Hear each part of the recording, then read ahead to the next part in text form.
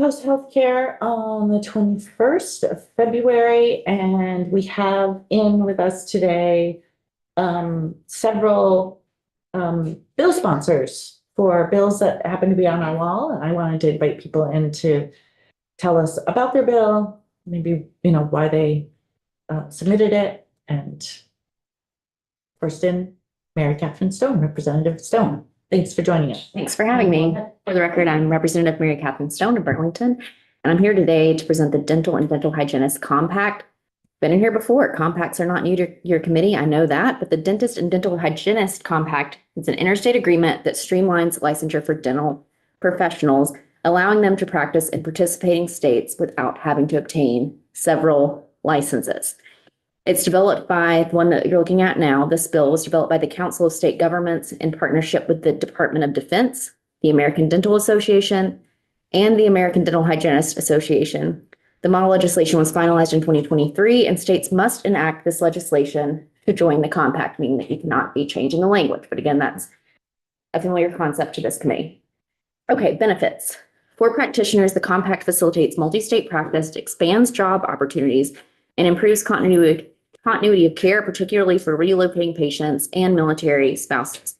Regulators benefit from reduced administrative burdens, improved practitioner mobility during emergencies, and enhanced collaboration on investigations. States see workforce growth, greater access to qualified providers, including for Medicaid patients, and strengthen public safety through shared licensing data. There is a pressing need for workforce expansion, evident here in Vermont, where data shows 12 of 14 counties are experiencing a shortage of dental professionals. By increasing license portability, the compact can help address those shortages and improve access to care. So how does it work? The compact operates on a mutual recognition model, similar to those for nurses and physical therapists.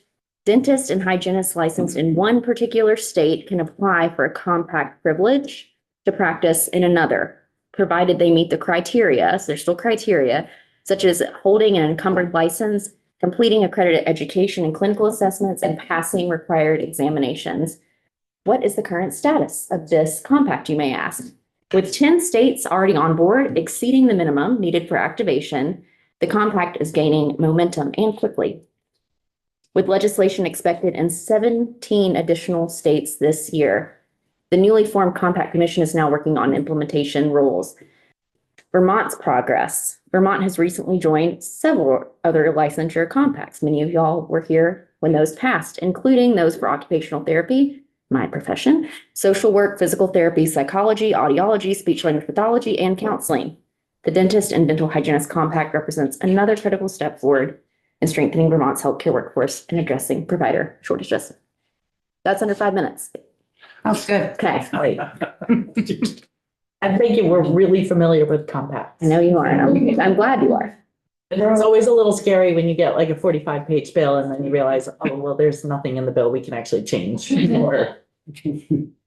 Anyone have any questions for Representative Stone? I didn't read 45 pages. So it's a confession, not a question? Yeah. So, pretty much everything is about the same as your other compacts. So pretty much licensing, certifications. I'll read it before I say yes or no. Okay. I actually have one question. Are there compacts that we could join that actually separate the professions? So is there like a dental hygienist compact and then a separate dental?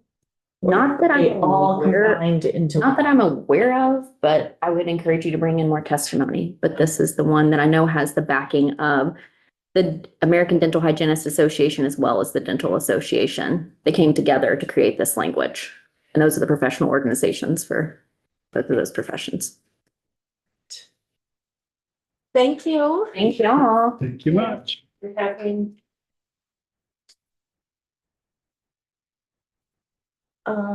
I have next person on the list, I'm not seeing in the room, so I think I'm going to flip around a little bit and invite Representative McKenna. A little bit of a mess. So I appreciate that you've had tears here already.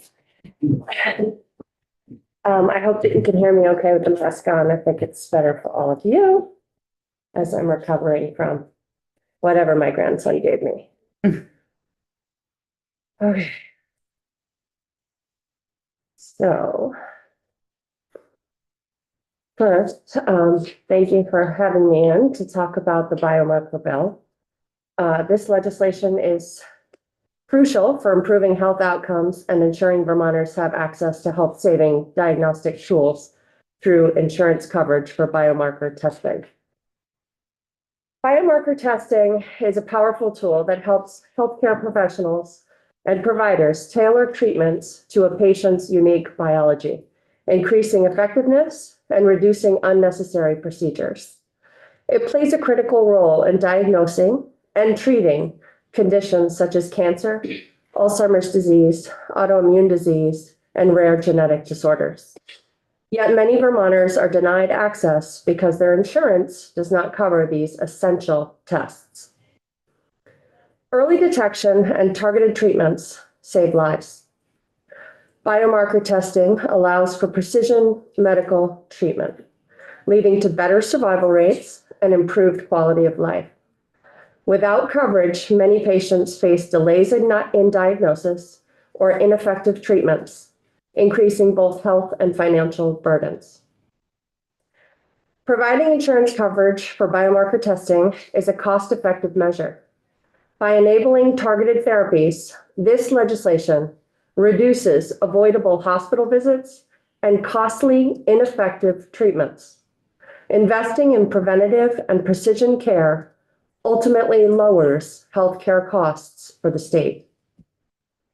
By passing this bill, Vermont can join 20 other states in providing coverage for biomarker testing, ensuring that all Vermonters, regardless of financial status, can benefit from advancements in medical science. And we urge the legislature to take this opportunity to improve health outcomes, reduce costs, and advance healthcare equity in Vermont. Thank you. Any questions? I have a question regarding does this bill target just Vermont Medicaid, or is it for the commercial market where we have I believe it's both. There's two parts of the bill. okay. Do we know at this time whether or not any of our qualified health plans cover this already? That would be probably MVP or Blue Cross Blue Shield. I don't know the answer to that. Okay. I do know that I haven't had trouble getting the CEA marker coverage for myself. Sorry, you said you have or you had? I have not had trouble with Blue Cross Blue Shield Okay. and having my CEA markers checked. I think am I recollecting incorrectly? Did we take testimony on this last year, or I remember that they introduced it over in the pavilion. I think that's all that happened last year. We didn't have them in our No. committee. I don't, Was it more around genetics or was it? No, I know we did biomarker. I know that I remember. I'm misremembering. But what I'm looking at is it just seems like Medicaid, if I'm reading this. Just for clarity. It looks like Medicaid to me, but am I missing something? I think it might.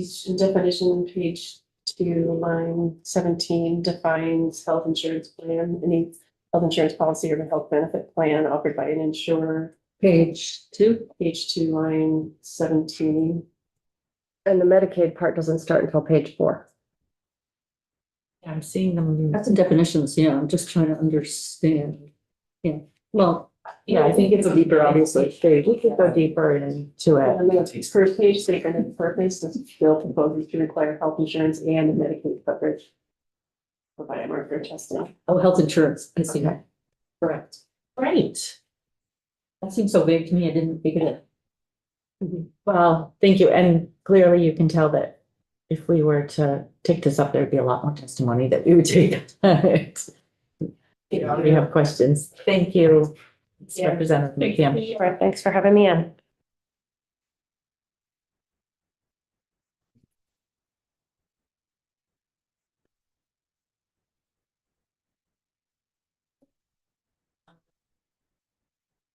Looking down my list, I'm not seeing any other invitees. Maybe jump in with one more bill. Yes. Yes, let's get Mari's in. Let's get Mari's in now. You're the filler, Mark. Did you finish your first one? You did? Yes. Okay, great. Go look for some people, because I I am good at doing that. think that they were invited and. Are we doing that? Yes, this is in workforce. Actually, Okay. Hate violence of workforces. 259.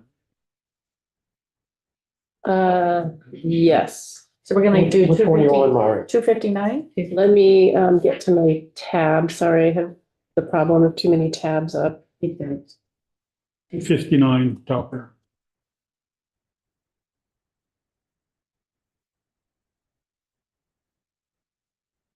All right, and apologies, I didn't have time to create a concise explanation, so I'm gonna like hop through the bill really quickly.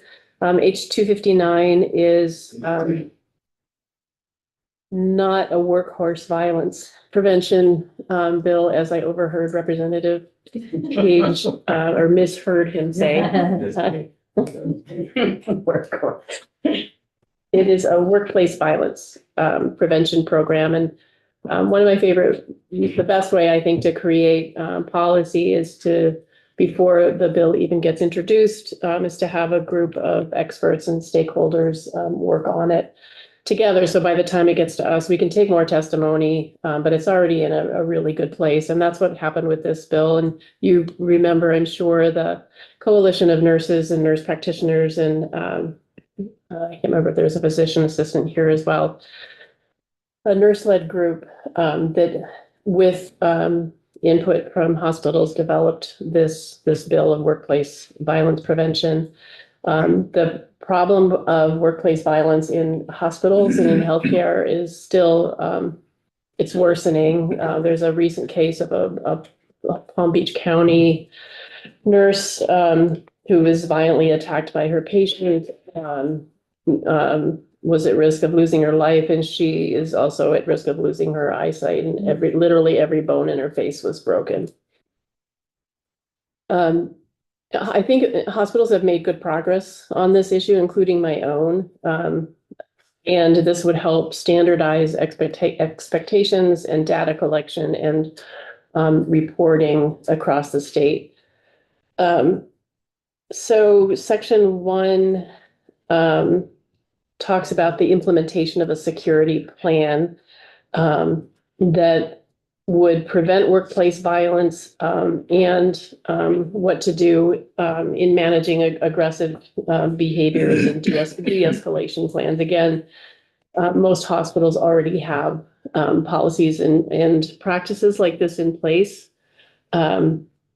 And it goes further to specify who should be on the team that develops these plans. And I think you heard the nurses talking about how important, and I'll use a phrase from the community of people with disabilities, nothing about us without us. It's really important to have, in addition to security experts and hospital administrators, it's really important to have the frontline workers at the table of developing this plan. So that the first section delineates who those folks should be, establishes requirements for training, and shall include guidelines indicating when law enforcement should be with a patient. And then this strategic plan must be evaluated annually. And hospitals must develop an incident reporting system to document and analyze incidents, and then how each incident was handled. And there's a section about notification. Hospital employees must be notified of the plan and the existence of the reporting system. And there's a non-retaliation section on page 5, line 4. And then the end of the bill excluded from, I believe it's the budget review. The expenses are excluded from that, from hospital budget review. But hospitals must report to the Green Mountain Care Board, I believe, through the hospital budget review, any costs associated with implementing their security plan and everything else that goes with it. And the effective date is July 1st, 2025. Questions? Couple? Mari, you mentioned that hospitals already have a plan. I can speak for my own. I think most hospitals do. I am not an expert on what strategic plans every hospital in the state has. The reason for my question is, even if they do have a plan, it's not working. I don't think Do they have to have a I don't think, brand new plan under this? I don't think we're saying that in this bill. We're saying that we want to have the same expectations, process, and data analysis and reporting for every hospital across the state. Okay, so they would have to do a new plan then to make sure that. Or amend their plan and amend how their plan is developed and amended, yeah. Great, thank you. Brandon, thanks for joining us. Thank you for coming. Thank you.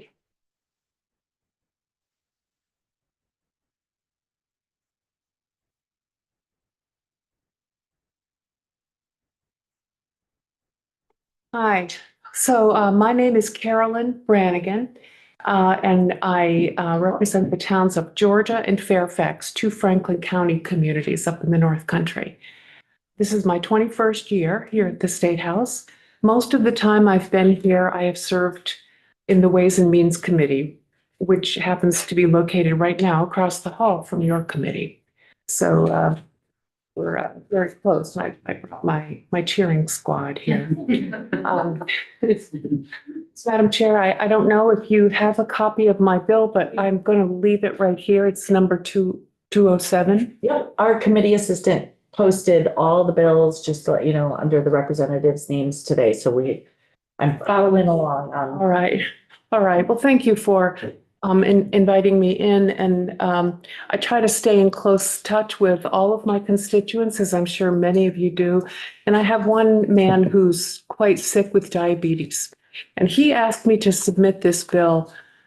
It is not my expertise. I am not a nurse. I'm by profession a school teacher.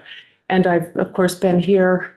I stayed home to raise my children. And then when they were pretty well grown up, I came here. So I have no medical experience other than my own personal experience in care at the hospital. But he is concerned about the expense of his diabetic medications and also the hassle, he says, that he goes through to get treatment.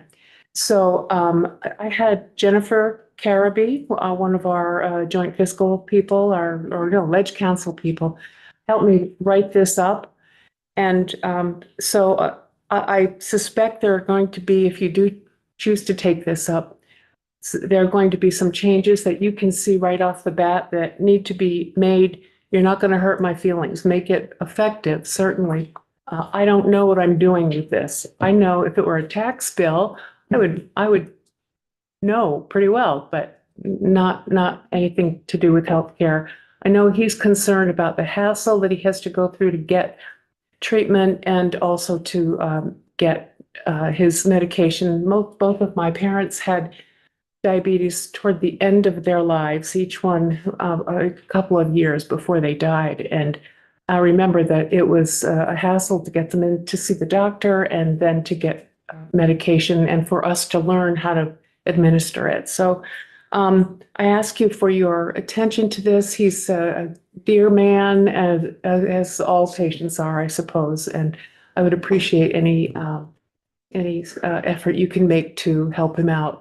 And I'm here to answer any questions. I don't have anything else to say, but I will try to answer questions if I can. Mark, If you're able and willing to share, was your constituent having difficulty accessing insulin and other Yes, treatment? yes, and I know he had to change to something else, not insulin, but Basaglar. Does that make sense? He had to change away from the insulin the doctor had prescribed because it wasn't available. It Yeah. wasn't on the formulary for that insurance. Sure, I'm just Yes, putting the words out there. Yeah, exactly. It was available, but it wasn't covered by his coverage. correct. Yeah, yes, the pharmacy had it, but they, Yeah. Insurance. it wouldn't pay for it. Yeah. Right. Sorry. We see this a lot. Yes, I'm sorry that. Yeah. Oh. Well, I know, and there's nothing I can do about it. I mean, I can't go to the pharmacy for him, but I can listen to him and his frustrations on the phone. And this was the best thing I could think of to help him. And I really appreciate Jennifer's help. I don't know if she's here in the room, but oh, there she is. Well, she was, as always, very helpful with this. Any other questions, Madam Chair? Just a quick question, because I'm not aware of this, but that's not through Medicare that they would replace insulin, is it? Is it a private, how old is he? So it could He's not be, 65. He's younger. Okay, so it's even on Medicare Part D plans Oh. have formulary. use companies that are that have formularies that are overseen by PBMs. Mm-hmm. You'll see as we take testimony, this is a common barrier for people that their medication exists, it's available, but because of barriers due to the coverage of their health insurance, they can't have access to it. Or they're forced to take a different medication than the one the doctor prescribed, even though the doctor thinks that's what's best for them. Thank you for your advocacy. Thank you. Thank you. Thank you, and for the work on behalf of your constituents. Yes. And all of our constituents, Yeah. because it's all of them. It Thank you. It's even affects some of us. So. Thanks for seeing me. Thank you. Representative Higley. Thank you. Moving right along, you quite a lineup here, huh? I'm not sure I've ever seen you in this room.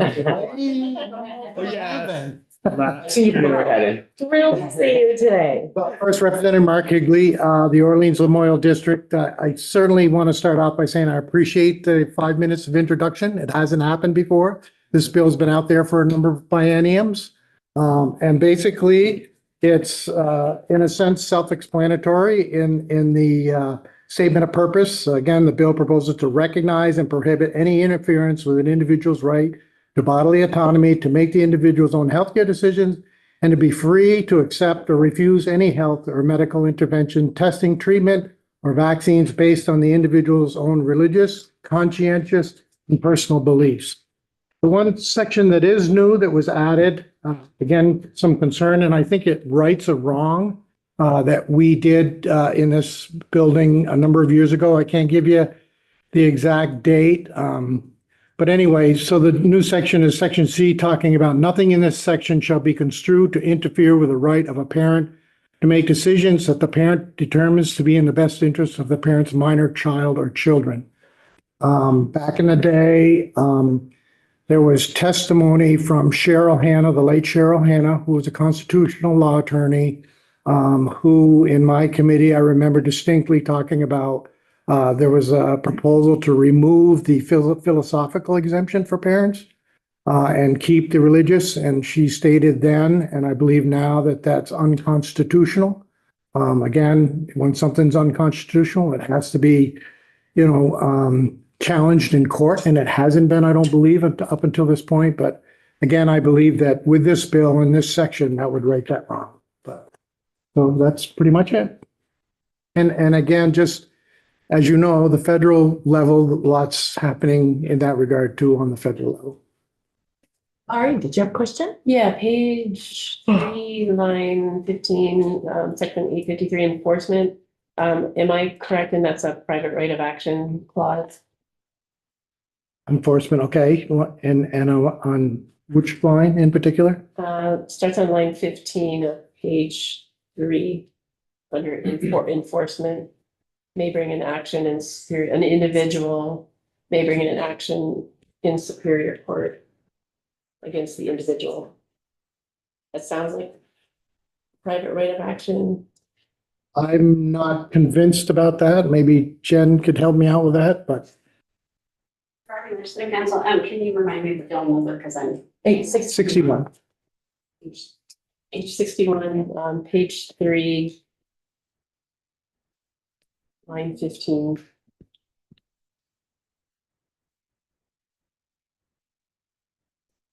Yes, I mean, not requiring it to be an agency or anyone else, but allowing an individual to bring an action is very, very bad. Thank you. I quickly read it again. I'm familiar with this bill. I believe there's been variations. I remember Vicky Strong fighting hard for some of these issues too.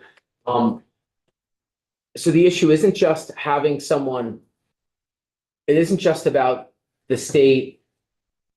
I'm trying to think of a nice way to say it. But I can't. So it isn't just like the state capturing a person and forcing treatment on them, but it's also about denying access to things. So creating conditions where it says you can't have access if you don't consent to a medical procedure.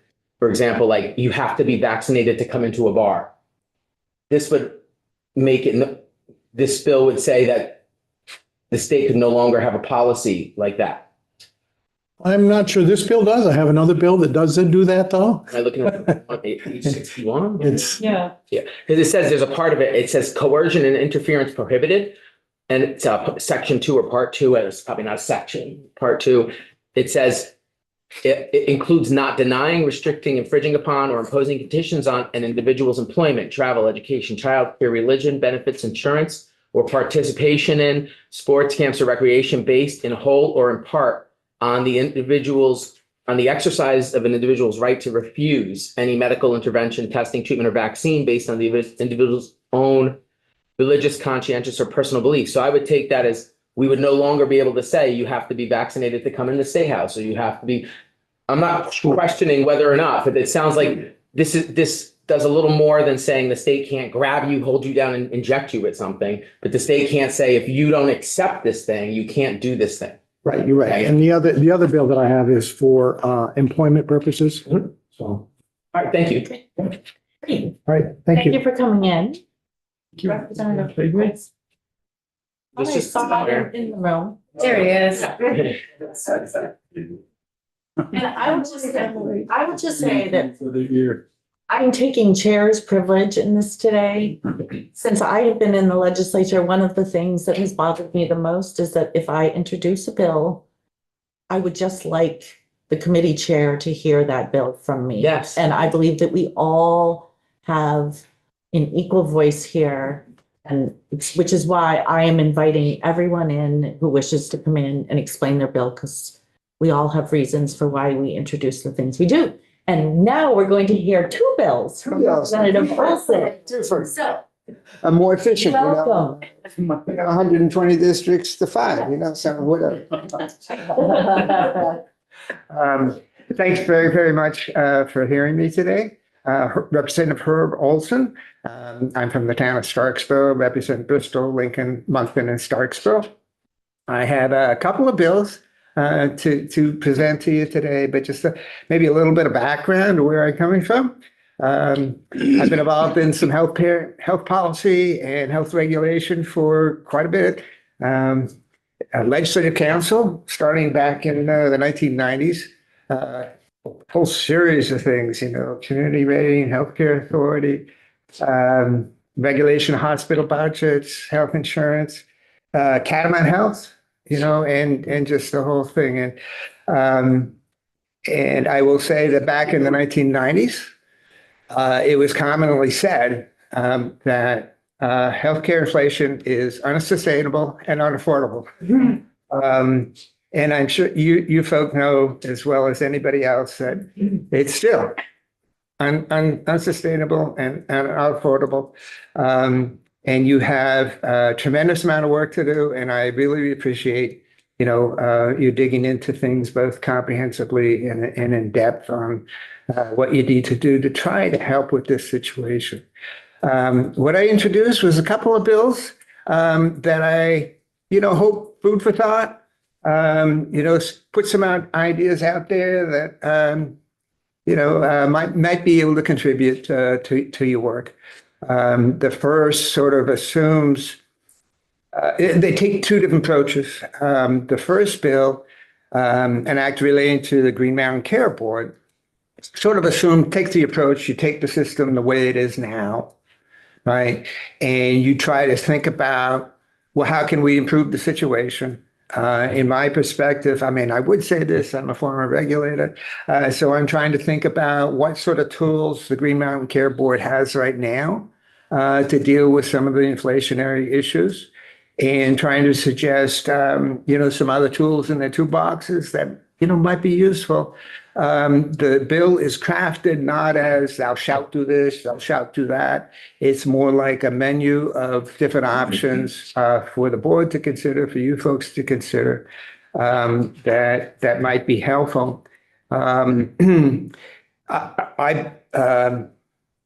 It's really to try to support the Green Mountain Care Board. The Green Mountain Care Board, in my view, is the public's representative around healthcare inflation. We need that board to be operating at the top and with the tools that they have to try to get the job done. So again, in terms of this sort of menu of options, I won't go into every single detail, but I think I'll just try to hit some of the high points. I think it's important to recognize that we've had the hospital budget review process for quite a bit. Things have changed. The environment around delivery has changed since that was first created, since we started regulating hospital budgets in the 90s. And things have developed so that you have now, really pretty strong health network, as well as just individual hospitals. And I know, the board might be thinking of some changes. I don't know what's up. You probably know more than I do on that. But I think it's important to look at the health network and its costs as an entity also. I think that would be helpful. And so the health network has affiliate relationships with a bunch of different hospitals, different provider groups.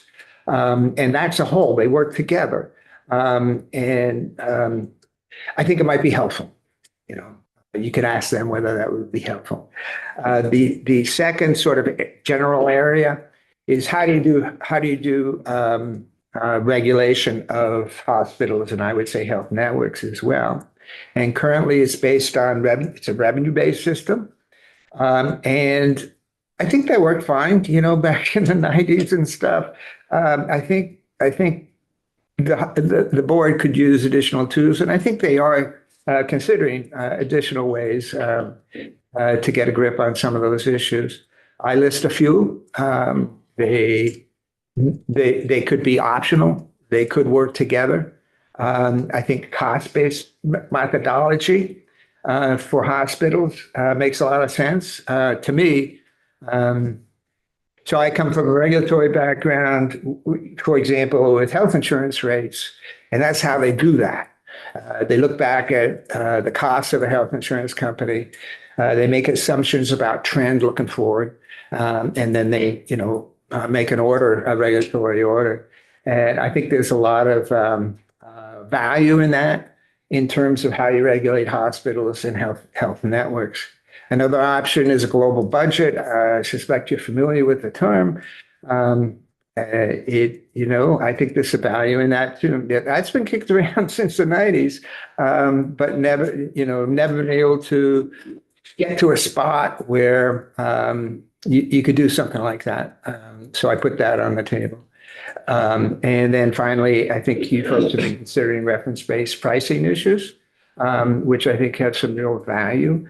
I think it's a little tricky, not tricky. I don't mean that in a negative way, but there are certainly transitional issues that you need to think about in terms of, it would mean a big change. Depending on the reference price, it would mean a fairly steep reduction in revenue for hospitals and providers. So I think you need to think about, a ramp in. And while you're doing that ramp in, you got to be careful. Well, if you pull down in some area, what's going to happen in the other areas, and is that going to have a negative impact on costs in other areas? So it's a tricky business, but I still think it should be. I think there's a lot of promise, and I think if you could do it right, I'm sure you guys will do it right.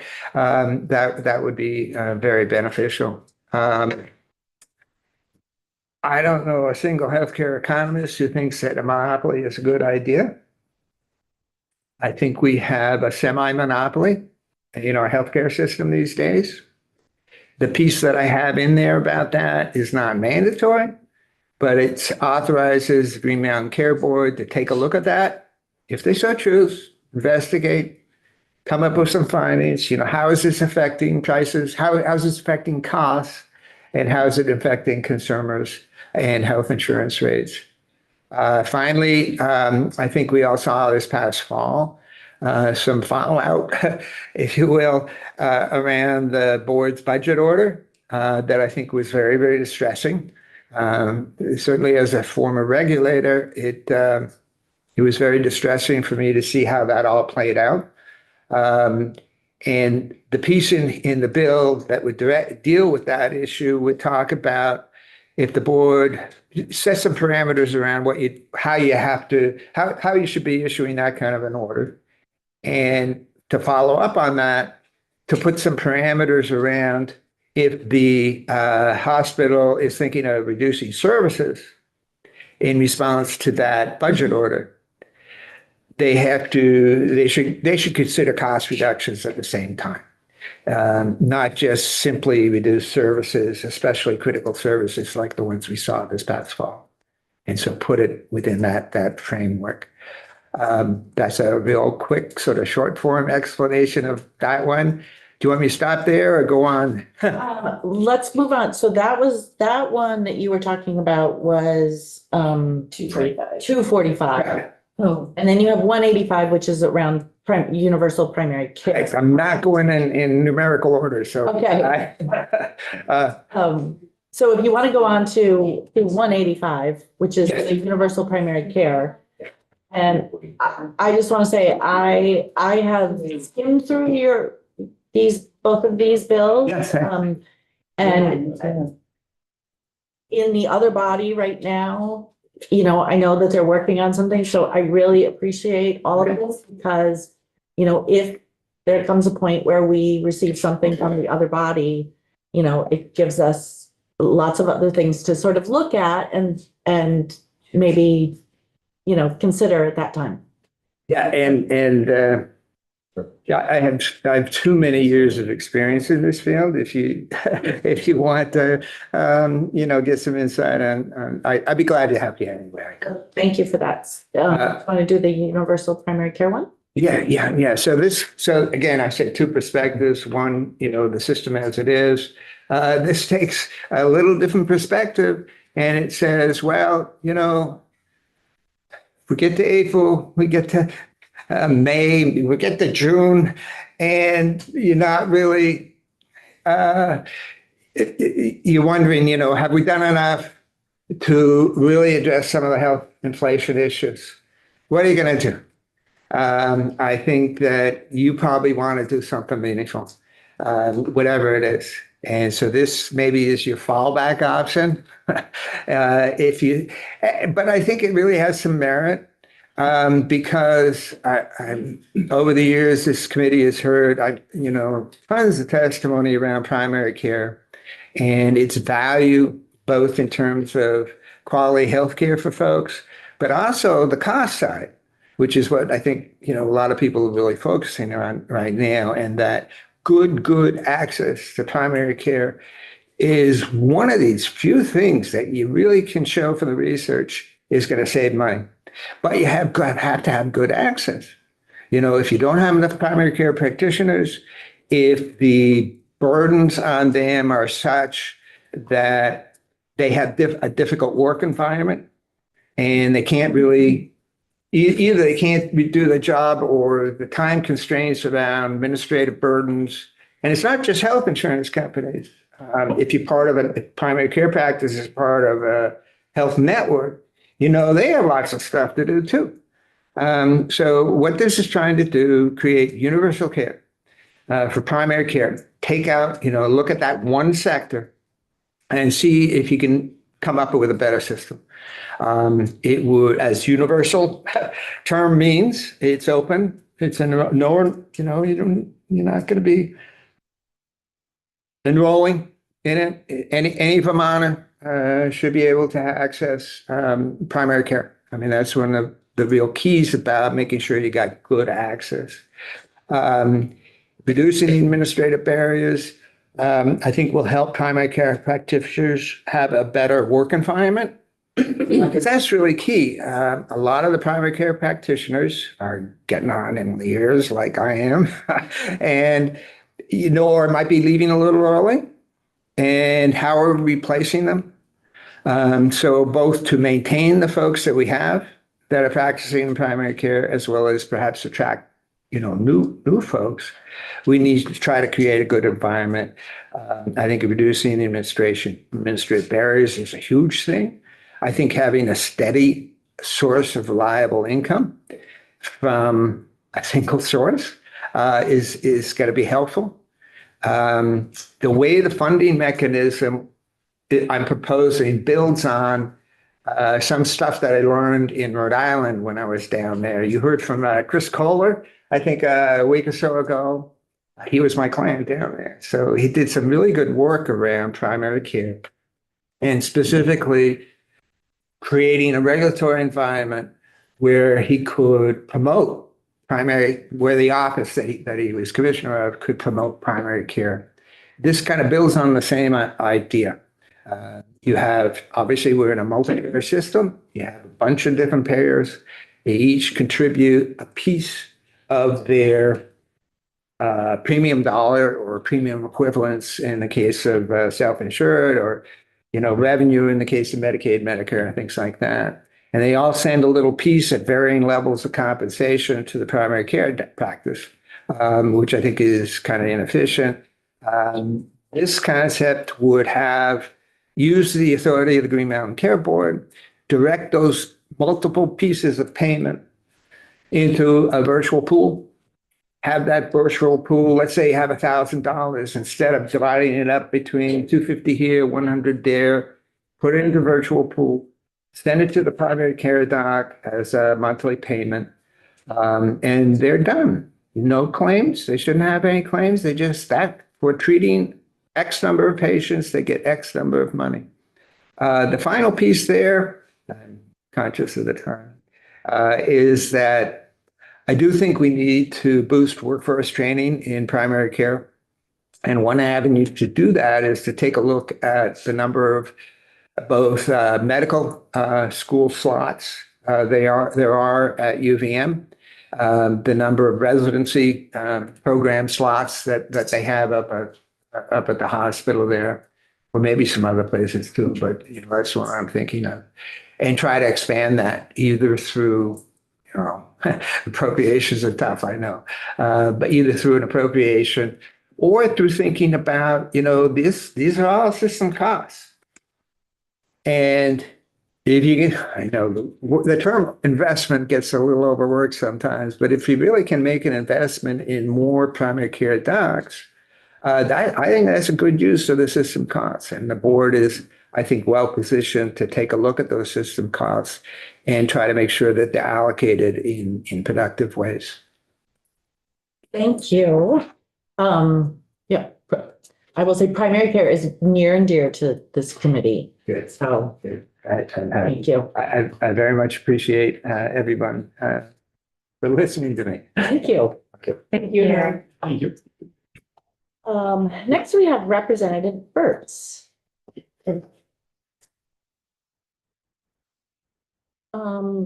You're next. You have 5 minutes. Do you guys want to flop if Representative Byrd, if you are on a time crunch? Not a problem. Thank you, thank you, thank you. No. Or I could have Herb do it for me. Representative Green. Hi.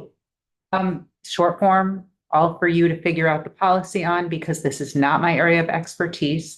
But we're hearing from businesses that they would like to be able to offer healthcare to their employees, but they do not have a big enough pool, and they would like to pool with other like businesses or associations to get healthcare together. It was something we did a long time ago. We don't do it now. If there's a way to make it happen, it would be really good for business in the state. I think that's something we need to take testimony on at some point as well. There was a point in time we had association plans and then we stopped. Right. Well, thank you. Thank you. Well,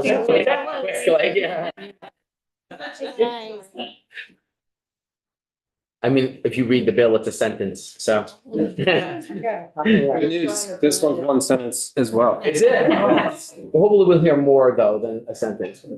Love the short form bill. Welcome. EJ. Yeah, so I'll just read it. Can you say your name for the record? Yes, for the record, I'm Representative Greg Byrd.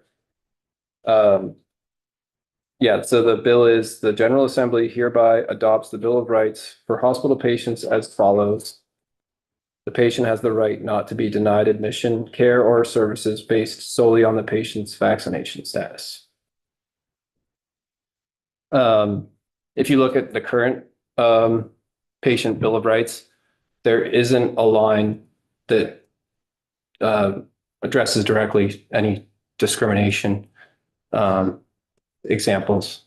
So there's nothing based on gender, sexual orientation, race. If you look, it's basically, if I have it here, I'll just bring it up real quick. The patient has the right to considerate and respectful care at all times and under all circumstances with recognition of his or her personal dignity. But there's nothing to really give categories of direct discrimination. And I think that's an issue. I think a lot of other states have that in their statute. So this would just be one part of that, really. Mari? Are you aware that this, of like any cases where this has happened in Vermont? That was my question too. Yes, so yes. Well, I know of a direct case that happened at Dartmouth Hitchcock this fall for somebody who was looking to get a kidney transplant and was refused because she was not vaccinated for COVID.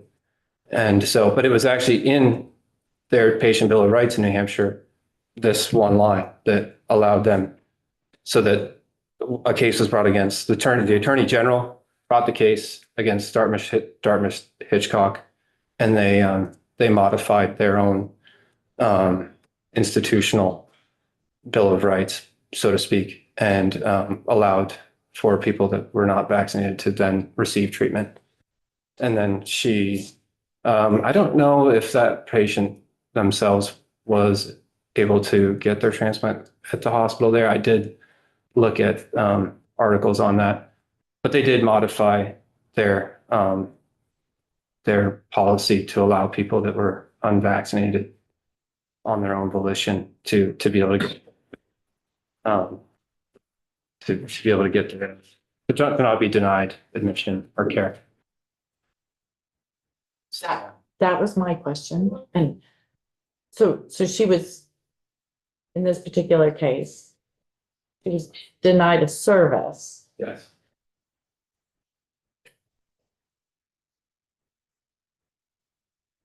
Right. There's a similar. Go ahead, Brian. Well, it sounds like because of a case in New Hampshire, you're trying to change the law in Vermont so it doesn't happen here to someone. Yes. And another thing to think about is the fact that we do allow for religious exemptions currently in our statute for deciding not to have your children vaccinated at school, for instance. So if we allow that, but we don't have in our statute making sure that those same children are receiving care at our hospitals, I think that's a concern. Thank you. Thank you. Greg? Thanks. You. Representative Cole.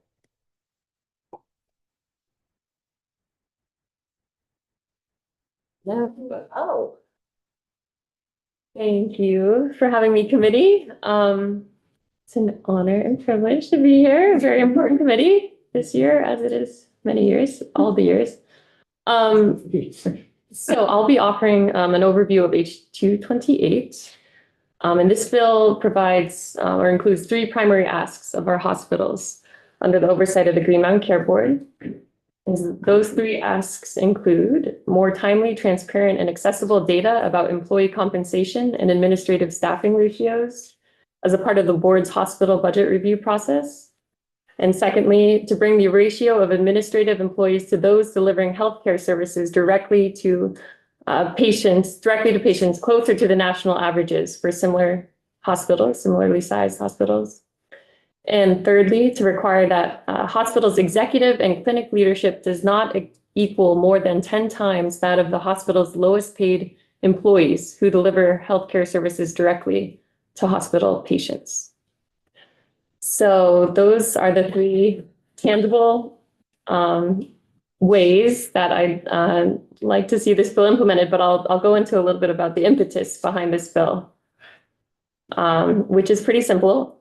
Our Vermont values surrounding healthcare, particularly access and affordability, are not being upheld in our healthcare delivery system. These values have been defined in a concrete document, the Vermont Healthcare Resource Allocation Plan. If each of our hospitals were abiding by these rules, top executives might be earning bonuses only when these values were upheld. For example, on the day that every Vermonter has access to affordable healthcare. It is clear that the metric currently being used to determine a CEO's pay boost is not based on our values of care and results, but rather something closer to profitability and consolidation. Across industries in the United States, we are experiencing unprecedented trends surrounding wealth distribution. State and federal policy has paved the way for this modern reality, creating underlying structures that facilitate increasingly concentrated wealth at the very top percentile across industries, at the expense of a decreased share for everyone else. Ironically, the wealth acquired within that top tier is generated on the backs of laborers who dedicate their lives to that industry. For instance, we know there's a sizable population of healthcare workers who cannot afford access to adequate healthcare themselves. We have farmers on food stamps and so on. If this bill were to be implemented today, our lowest paid direct care providers, such as LNA, would be earning at least $195,000 a year. Let's start closing in on the pay gap of over 40 times and start rewarding good stewardship of quality care. There are a few tangible steps that we can take as a state legislature to deploy the tools at our disposal and reorient our healthcare system toward our Vermont values. Whether it's through this vehicle of H2 28 or incorporating these suggestions into another piece of legislation, I hope we can come together to address this issue with the urgency that it deserves. any questions for Representative Cole? Yes, could you talk about what you said about LNAs? Sure. What you said that I didn't understand. Yeah, let's see. So based on our findings in the research of this bill, the lowest paid direct care provider in a hospital would usually be an LNA. And you all are far more experienced healthcare professionals than I am, but I think that's sort of the consensus we came to. And so knowing, we have a sense of the range of average salaries that an LNA gets, but what we could say more certainly too is what we know our top CEOs are earning. And so the bill language mandates that the top paid or CEO would not earn more than 10 times that of the lowest paid direct care provider. And so implementing that rule today, if that were to be the case, our lowest paid direct care provider would be earning $195,000. If that ratio, if we sent sort of a value statement that we know that the CEO is not working, is working maybe 10 times harder than our lowest paid direct care provider, which I don't think you can really quantify in those terms. But at the moment, we're saying that they're working like 40 times harder. Hopefully that paints a picture. So it sounds like that adjusts the lowest to meet the highest, but if we were to adjust the highest to meet the lowest, what would the highest salary be? Approximately. Oh, interesting. So that I would feel like be, that's more realistic than saying we're gonna pay LNAs, because if LNAs are getting one Oh, yes, ninety-five, and I'm that's- getting 195 that's as a social worker, so. I was gonna make it clear, that is not an ask to pay our LNAs $195,000 a year. I would absolutely agree, but that is not realistic and not nice. However, we are making accommodations for a very select few at the top where budget constraints should not allow for that. I think given the other things that we're cutting that offer direct care services.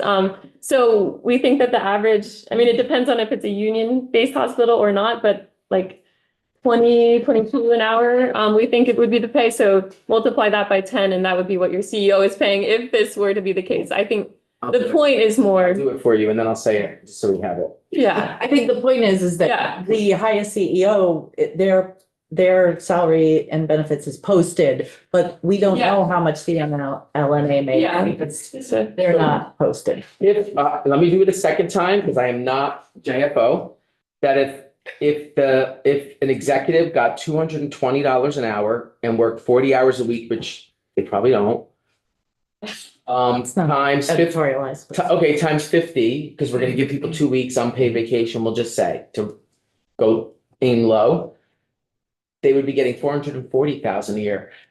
Do you happen to know, like, what the average executive salary is? I believe it's over $1 million, isn't it? Not for all hospitals. So that's an example of the kind of information that this bill is Yeah. actually asking for as well. We want more timely information about pay in general across the board for everyone, and that'll help with budgeting big time because I think, as you all know, like 990s aren't accessible until 2 years after the fact. So it's really hard to plan for these things and make sure that we can adequately provide the services that are so desperately needed in our state. Thank you, Representative. Thank Paul. you. Thank you. And, Representative Coffin. I almost called you by your first name.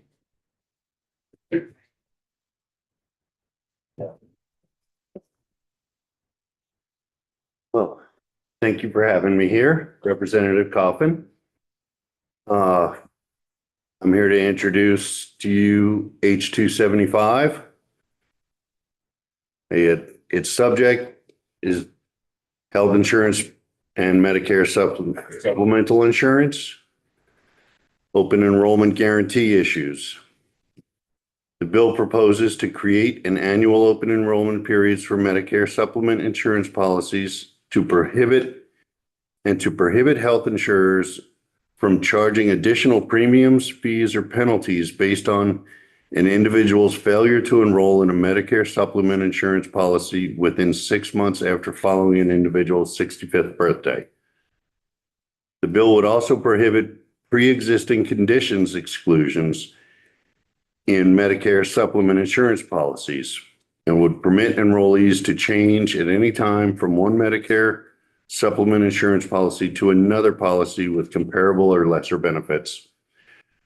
The reason this came about is I had a constituent contact me in one of my towns, and she wanted to change insurance. She had found a lower rate insurance. While she was looking at it, it would have said she's on a fixed income, 80 years old. While she's looking at it, she was with the doctor, they wanted to do some tests. Because she had tests pending without even a diagnosis, the insurance company she wanted to sign on with listed that as a pre-existing condition. I think it's discriminatory toward our older citizens, our seniors, anybody getting up 65, 70, 75, you're going to have some kind of pre-existing condition. It seems to be discriminatory against the fact that you're getting older. Yeah. If under 65, they can't block you for pre-existing, but over they can. Okay. So health insurance, section 1 is a health insurance company, hospital, medical service corporation. You can read most of it also. That annual open enrollment period should coincide with federal open enrollment period for Medicare Part D. Health insurance company, hospital, medical service corporation, health maintenance organization offering a Medicare supplement insurance policy shall not make any premium rate distinctions or charge any additional fees or penalty amounts based on an applicant's failure to enroll in a Medicare supplement insurance policy during the applicant's initial open enrollment period upon attaining age 65. Part 2 is health insurance company, hospital or medical service corporation or health maintenance organizations offering Medicare supplement insurance shall not exclude, restrict, or otherwise limit coverage under the policy for any pre-existing health conditions. And lastly, a health insurance hospital or medical service corporations, health maintenance organizations offering Medicare supplement insurance policy shall allow an enrollee to change at any time from one Medicare supplement insurance policy to another policy offering comparable or lesser benefits. It's just being, to me, the pre-existing conditions, as we get older, we all have them. And if you're on a fixed income and there is a better deal there that is comparable to what you have, $50 a month can mean the difference for somebody making ends meet or not. Even in our younger families have that trouble. So imagine being on a fixed income. Questions? I have a question for our legislative council. Yes, but- I can. Yes. Jurisdiction We've question. actually done some work around Medicare supplemental, and I will say, I'd be all over this. Yeah, love it. Do we have any jurisdiction over Medicare supplemental plans? So probably opposite letters out of council. Do you mean the state of Vermont or you mean the healthcare? We, the state of Vermont. Yes, yes, not over the benefits, but over some of these pieces, yes. Okay. Like the enrollment period. The open enrollment, yes, there are other states that have done it. This is something I've worked with, I don't think it's a moment, but with the Office of Healthcare Advocate in the past. And, Well, I know they've looked into it. and the ability to change plans, because I thought There's different issues when Medicare Advantage is involved. We have no jurisdiction over Medicare Advantage. okay. All right, I'm sorry to, and Ron, do you have a Well, question? what I was gonna say is it might, as we look at these issues, it might be good to take more testimony and see what pieces of this are viable or not. Mhm. Because you may not know, it sounds like Ledge Council knows, but we may want to get like the healthcare advocate in here to talk more and others. DFR. Yes, and DFR. Yeah, DFR, thank you. And yeah, a question, but I do want to say on Tuesday, we are doing a flyover Of what? of a bill that's currently in Commerce, their DFR, sort of their housekeeping DFR okay. bill. And there is a piece in there on Medicare supplemental. So we're asked to weigh in on that. So we're gonna be doing that on Tuesday. It's posted on our, And you may want to Agenda. look at that bill and talk with people you know on that committee. Do you have that bill number? yeah. Oh, this never is- mind, this never is mind, never mind. about- Close the line. Ledge Council said it's the timing. I'm sorry. Oh, okay. I'm It's already the rate excited. review. Yeah. Oh, I'm sorry, Wednesday. I don't know my days. That's It Wednesday. doesn't mean we can't look at this Did- issue Did you have further. a question, I Wendy? was just a little confused because you said something about the open enrollment. Okay, if you turn 65, Mm-hmm, there's in a period, that 6-month period. yes, So you have the open enrollment normally in the year. yes. Okay. But if you forget to, you turn 65, you're not thinking about it. And then you're like, oh, I'm eligible now for this. But now you're past that first 6 months, there's those fees and penalties. Yes. And they're very clear about that when you do sign up for your Part A. You Right. have to opt out of it. Right. And there's confusion for people sometimes. I know, but I'm just like saying that's clear. I only know Right. because my husband just got on it and he did not have to sign up because he's Right. on my insurance. But for the supplemental, you do have that period. Mhm. Once you lose that, you can opt in without any penalties or fees. But I was confused about the open enrollment and the switching policies. That if someone they have a policy Mm-hmm. and now there's a policy opens up that's similar, Mm-hmm.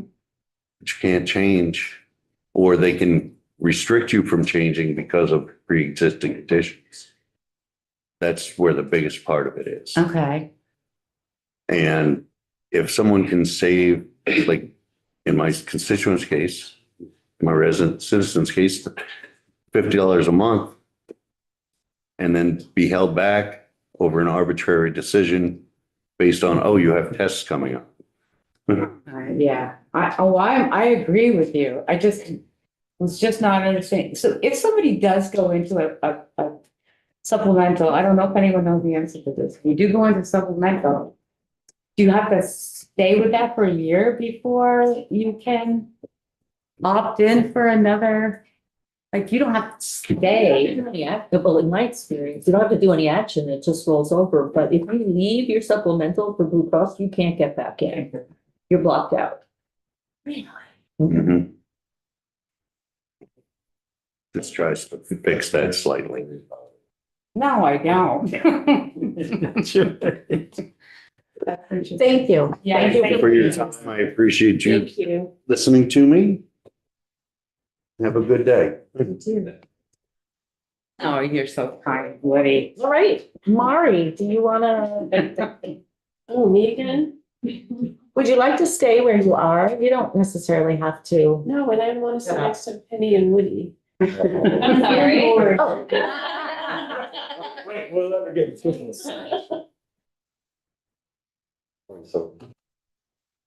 And we're. Sam Children. I don't know, Woody. H something, right? Yeah, okay, let me go to my name. How many tabs so little 271. time? As introduced, and this is a short form, I believe. But it's a 271. 271, yeah.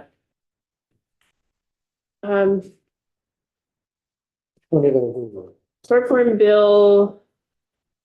The bill proposes to prohibit health insurance plans and Vermont Medicaid from requiring a clinician's referral or signed care plan in order to provide coverage of a reimbursement of physical therapy services.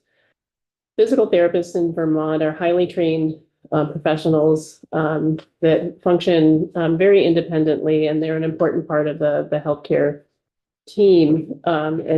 So this bill is proposing that they should be reimbursed by health insurance plans and Medicaid, and not need a referral or signed care plan in order to provide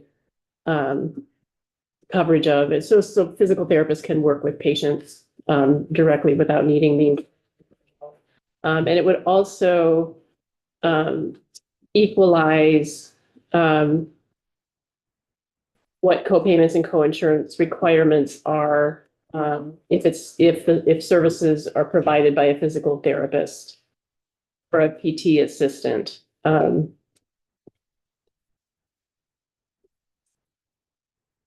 So equalizing that those co-pays and co-insurance with the same for primary care providers for a similar health condition. And then lastly, would increase reimbursement rates by 10%, Medicaid reimbursement rates by 10% over the course of 2 years.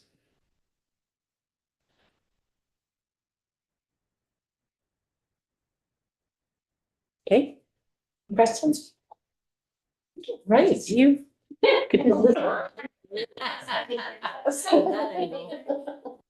gonna take a 10-minute break. Go. Our legislative council had to run and get something, but she'll be right back. I want to, when we come back from break, Jen has some language changes around. Yes, and I'll tell you right now, we're just gonna look at the changes she made, and we're not going to vote on this until next week. There are some people that need to weigh in, and they're just not available today, and I don't wanna do anything until we've had, some good input from interested parties, okay? So I said it was aspirational. Yes. So we have committee discussion on the agenda. Is that to review bills and prioritize legislation? Are we doing 96? I'm sorry, do you want to take a couple minutes? We can keep going while we're waiting for Jen. Do you want to take a? No, I'm just wondering if we're gonna do that today or not. I would like to do just sort of an overview about where people's thinking is, where their head is. We don't have to have anything formal of, I want this, this, and this, but like I said, we've heard an awful lot in the last 6 weeks. And I just wanted to know where the committee was feeling about things. We are And what we're working on. And, okay, that's really the only thing. Because if we are gonna do that, I want to talk about that. Yeah, so do you want to talk about your bill? I do. If we're gonna have that that's great. discussion, then I have 3 bill items to talk about. Yeah. One of them is up there and it's H305. So all 3 of these are about all 3 of my bills, 2 of which haven't been introduced, but they're coming. They're just in the factory of large council right now, but they should be introduced probably on Tuesday. I sent one of them around to you and it was about youth and mental health, which are 2 topics that we really haven't seen much on in here yet this session. And we also won't be seeing much from the Senate as far as I can tell. So I'm very compelled to do something in this committee on it. H305 is about addressing psychotropic meds that are used by youth and children in Dr. Dinosaur. And this bill on the wall is a short form. It enhances the oversight accountability related to prescriptions for psychotropic meds used by children and youth. This is something that was put on my radar by the Citizens Commission on Human Rights. And they actually have a ton of data on Vermont specifically about the number of kids in Dr. Dinosaur that have prescriptions and the lack of oversight and accountability and informed consent that isn't being done adequately according to them. So one example of why we should be concerned about this is that there are guardians and parents who are potentially not being informed about the risks of some of these drugs that are being prescribed to youth in an off-label fashion, right? So, for example, Adderall might have a risk of seizures in youth of a certain age. And if the guardian isn't informed of that, they're not going to know to be looking for that risk in that youth. So we just want to be sure that, as the state's paying for these and taxpayers are paying for these, that it's being done in a fashion where there is accountability and oversight to how it's being implemented. Other states have done this, and we just want to make sure that we're doing it in a way that's consistent with best practices and above all, safe for youth. The other one, which is simple, is I'm suggesting Vermont join the school psychologist compact. This would address access issues. I don't think I need to go into it. We all know what a compact is. I think the most innovative one and the one I'm excited about is the bill that I mailed around, which is, let's call it the Mental Health Innovation Bill. It does 3 things. It incentivizes innovation in the mental health system. It creates a special fund for mental health and substance use providers. And it's the only bill in the House or Senate so far, other than these 2 I mentioned, that addresses the youth mental health crisis. And we all know it is a crisis right now, right? And it does that by increasing mental health literacy in schools with tools and resources that we already have seen be successful in Vermont. So I'm talking about mental health first aid. I'm talking about what's one that CHT does? Empower. So these trainings that are already being done in some schools, great success. We hear about them when the DAs come in, but they're being done in a school here and a school there as pilots. And it's like, if we're seeing success in a pilot here and there, why aren't we scaling it up? It also would provide for peer-to-peer programming in schools for students. Kids need support getting together and helping each other. They know best. It also stands up universal screening to connect kids to care.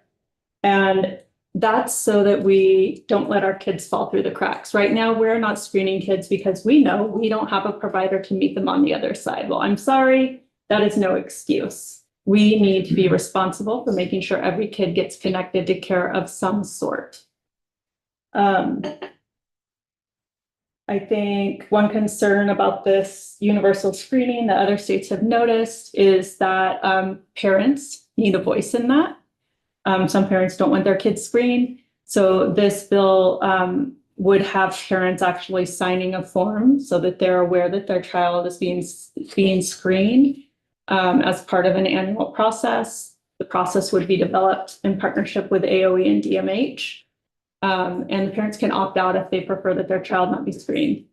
So that's it in a nutshell. I hope that as we talk about priorities that you all will remember youth mental health and not let them fall behind in all of our reform efforts and payment system stuff. Does that have a bill number?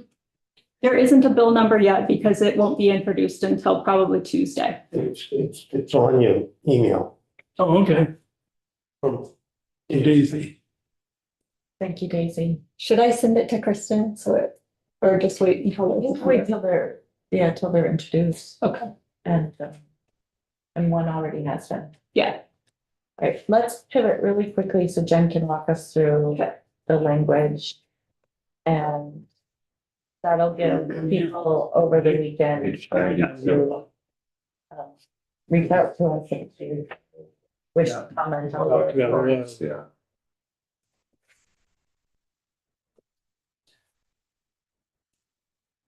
And then Leslie will do. Okay, yeah. Because I know you have to get. Yeah, I believe I agree. I have I appreciate everyone's indulgence. I have home responsibilities at the end of the week, so I need to leave, but I'm free to get home by 4:30. Join the Zoom, sorry.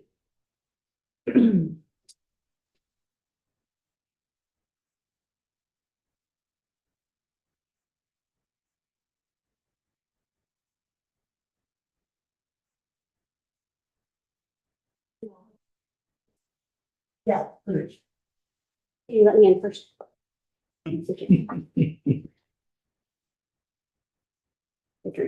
Good use of time. Choo-choo. This is Juju.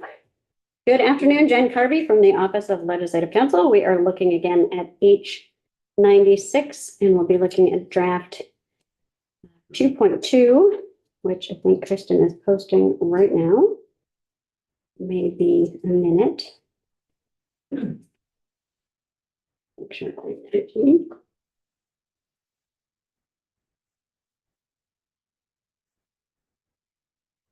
So this time I have not unhighlighted the language we looked at this morning because I think you're still discussing and digesting. But I did add some additional language in the effective date section and took out a little piece in the. It takes a minute, so I'll get rid of some stuff. I'll go back to it. I took out a little piece in the new. So this morning, when we had looked at a new section 3 on an expedited process for projects resulting from state grants and contracts, I haven't changed anything except at the very end in subsection B, where we'd had an application reviewed pursuant to this section shall not be granted or approved if it is inconsistent with the health resource allocation plan and the system of care, statewide system of care. It took out the statewide system of care language, so it just says shall not be granted or approved if it is inconsistent with the HRAP. Then we had talked about some potential additional language in the effective date section. So this would have it take effect on July 1st in 2025 and apply to new healthcare projects initiated on or after that date. But for applications for a certificate of need that are already in process on that date, for which one or more persons have been granted interested party status, the jurisdictional thresholds and exclusions in place at the time the application was filed shall continue to apply until a final decision is made on the application. So there's interested parties who've been granted that status. The CON process would keep going. For applications for a certificate of need that are already in process on July 1st, 2025, for which no person has been granted interested party status, the applicant may withdraw the application in accordance with board rules, which basically just says you can withdraw at any time without prejudice. And I did talk to someone at the board and had them review the language, and so this is reflecting some of their input as well. Leslie, did you have a question? I do. For those of us that are not lawyers, what's the contrast between interested party status versus not? Yep, it's part of the, see if I can easily pull this up. It is part of the CON process and laws that somebody who is affected by the proposed project, I'm going to check switch up so we can get it, can request interested party status, and the board grants it under certain circumstances. Let me just try to get this loaded, and I will try that.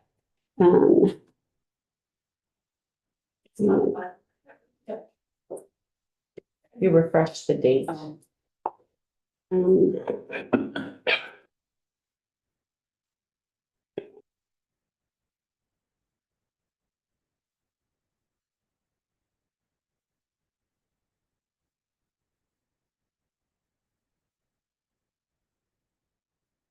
Too many things in this chapter to easily search under specific words.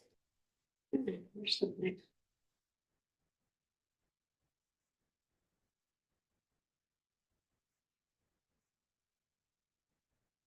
There are certain requirements. All right, here we go. That's what I was looking. This up screen.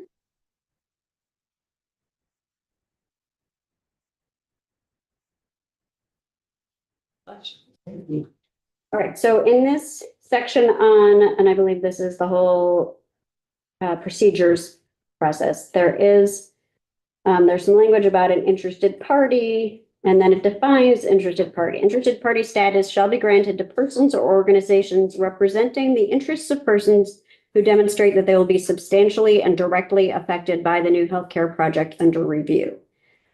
And then there's other ways that people can be involved, but not actual parties. So they get party status, and then they get access to additional information. They get to participate in the process in a way that just members of the public do not.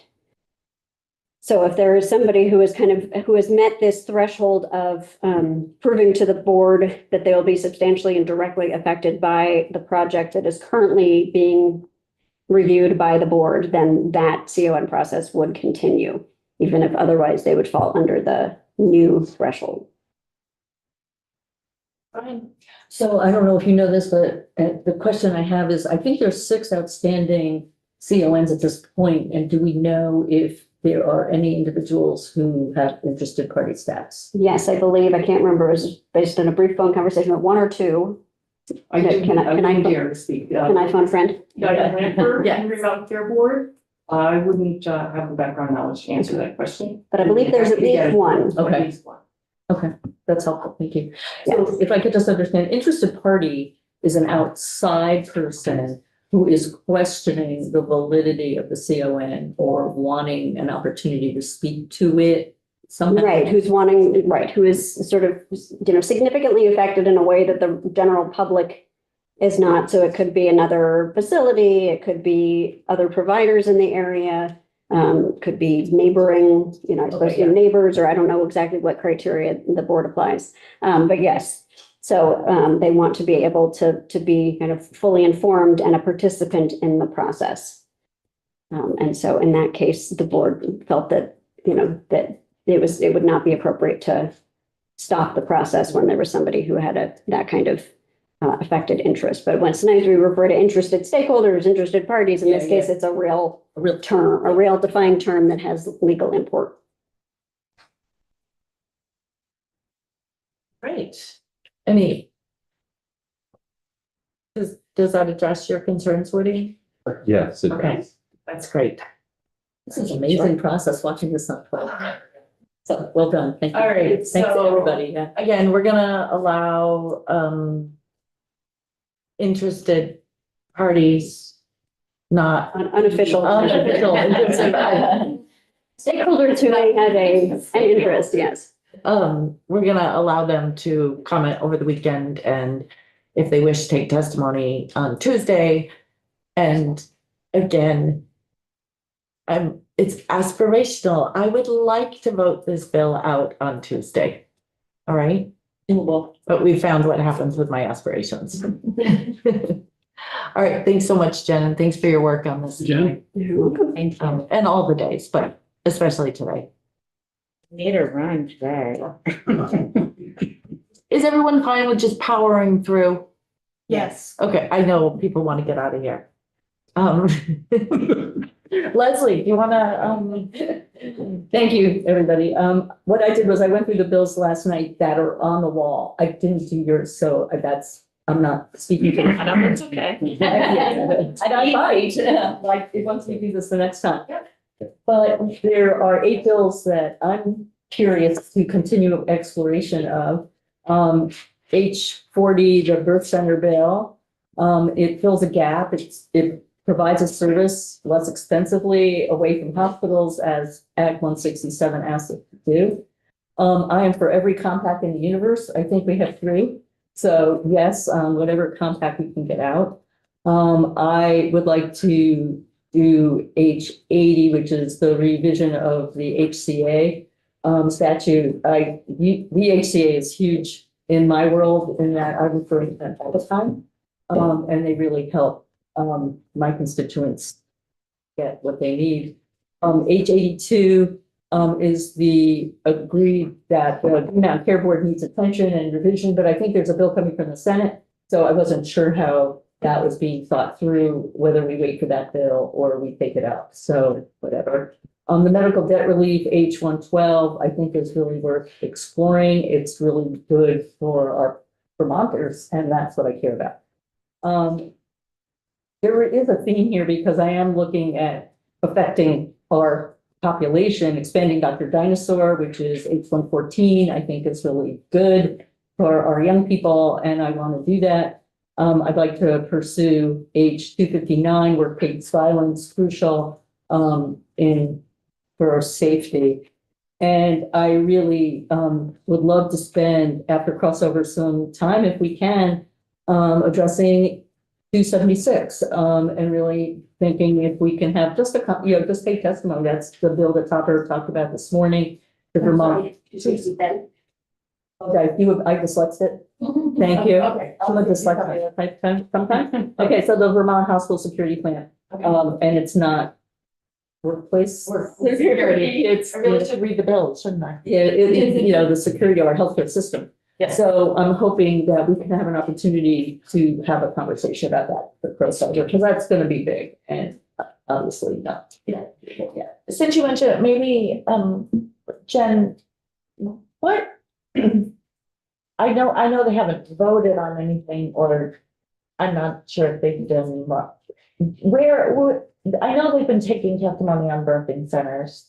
In the Senate. In the Senate. Do you know what they've been? Yes, I think they are, I don't remember, but I think they're getting I think they have stakeholders, figuring out some last details in the hall, the metaphorical hall, and we'll likely be voting on that soon. They're also working on the medical debt bill. And potentially the agreement for board duties bill, so there are. So how that unfolds will be up to you. And they're also gonna take up the adoptive dinosaur, they said pregnancy. Mhm. Yeah. Taking up next week. And I'll make sure that because I do follow up with Chair Lyons and ensure that they're getting those priorities out. And I also did want to update a little bit. We do have H79, which is around the doulas.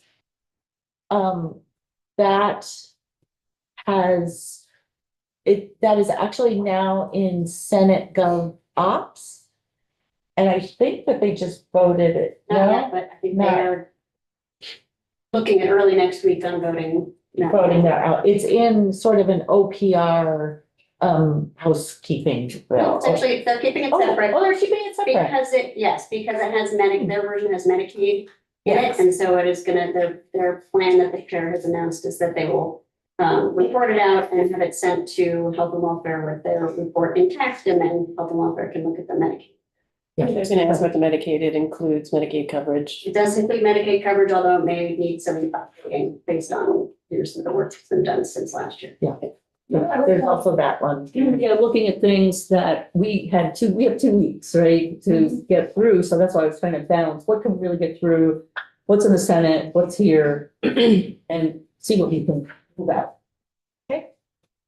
Thank you for that. Thank you. Anyone want to share any thoughts? Mari? What Leslie just said, and I'm glad about the progress on the freestanding birth centers and the doulas. It's something that I've been working on for a few years. This is not a bill, but I would also love if we could, and I've mentioned this to appropriations, if we could provide Medicaid coverage for donor breast milk. It's still a hot issue for me and for many others. And then I know we talked about the private equity bill for banning corporate practice of Oh, that's 71. H71.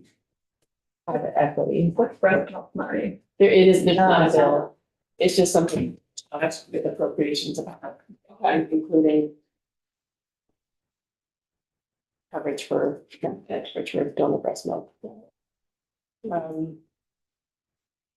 And I know the private equity banning the corporate practice of medicine bill is more complex than we may have more unintended impacts than we originally thought. So we need time to get stakeholders at the table, and I recognize it's not we get to cross over this year. I am looking forward to strengthening it and making it a real thing, because it's a real issue of private equity, bigger private equity firms taking over distressed hospital systems, making the hospital systems be responsible for debt, the private equity can then take on the debt, and it just drives the hospital systems into the ground. So communities lose their critical access hospitals, and so it's especially now with the uncertainty at the federal level, and especially what we know is going on in the state right now with our hospitals and healthcare system. I think it's timely. I'd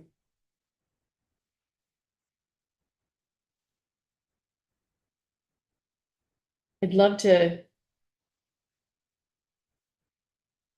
I co-sponsored the hospital executive pay bill, the pay with Representative Cole. I think that is an issue. I'd like to at least take testimony on that and have some understanding of,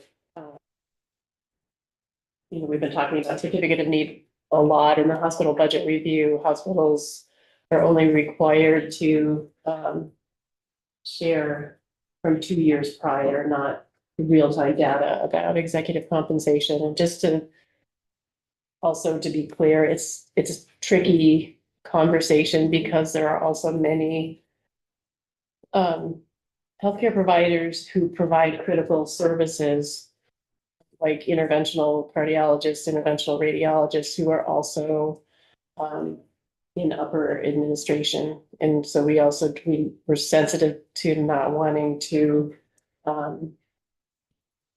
lose those practitioners.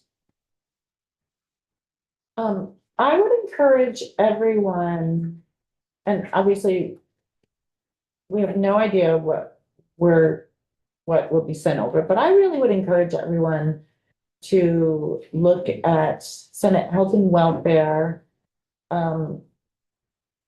have a bill they have been working on, S30, which is the Sorry. Green Mountain Care Board one, S20 something. And then there's the outline. There's the outline, the Green Mountain Care Board one says, we haven't looked at yet. Oh, I thought they had, I'm sorry. But they haven't outlined. It has no bill number. But they've been doing a lot on that. And I just encourage people to look on it. And I think that there is something around compensation in that. So that might be a vehicle to take action without taking up a bill?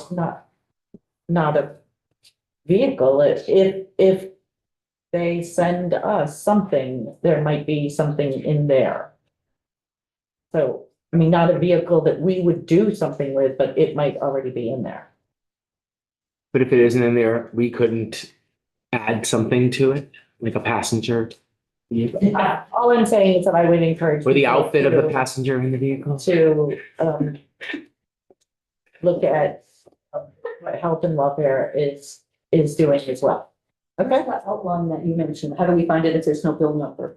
I think that I have found it under healthcare reform. There could be a draft number also. I don't think it is. Yeah, committee bill. Been watching. It is a committee bill. I mean, that's the context of their. They're all like. I love it. They all they're all like. Oh, yeah, so if you go into Senate Health and Welfare and you go to their other documents. And you go to healthcare reform, at the bottom is a folder called committee bill. And they've been taking testimony on that. There is the committee bill. Oh, great. I have two more. Yeah, of course. Go ahead. I'd like to make progress. 340B, the consumer protections around pharmacy that I introduced today, and then there is a bill that I haven't introduced, I don't think. Maybe I did, I don't remember. That it's a little bit of a statute cleanup as far as which healthcare professionals can sign DNR, DNI, do not resuscitate forms, and COLST forms, which are another form of communication, legal communication about what nearing end of life, what kinds of things patients want done. And currently, naturopathic physicians cannot sign those. I think I have that right. And so this would make it so that they could. And then another aspect of the bill, there is a little more controversy about it, and a lot of stakeholder input and meetings around medical aid in dying. We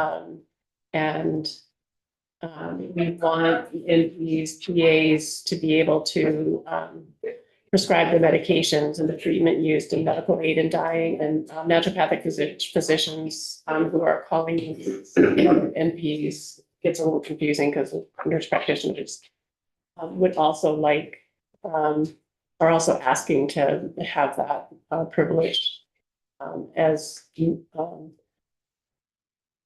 they are primary care providers in our healthcare system and recognized as such. And that is bill number H75. Oh, and Representative Burt's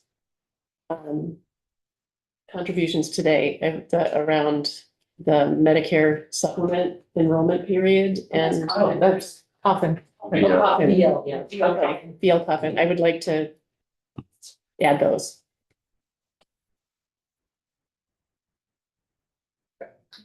Topper. Just a point of clarification. Mhm. Are we talking about what we want to work on for this year, or are we talking in the future now? We can be talking about both. I'm really interested to know Okay. where the committee is at, and that can be short-term, long-term, medium-term. So I narrowed my choices. Can I go next? Please? Yeah, unless Topper, Oh, did you Topper. wanna? No, go ahead. I'm thinking just in like immediate. Um. To kind of narrow our focus. My priorities would be H80, healthcare advocate. Because I can think of. Not to offend anybody, but a few other people in this space that are as. Helpful and kind of aligned with. The kind of support that I need when I'm making decisions for my community. And I want them to have the resources they need. Which one was that one, Dave? The healthcare advocate. H80. The other thing is I'm concerned about our trans community, and my community gets, or I get a ton of letters and really horrifying conversations with parents of trans children, especially.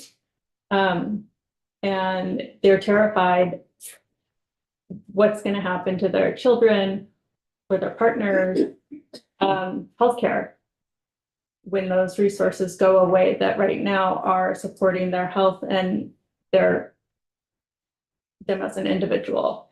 And I feel like I have a responsibility as a human, as their representative, and as someone who is responsible for healthcare in this state, on not just listening, but responding.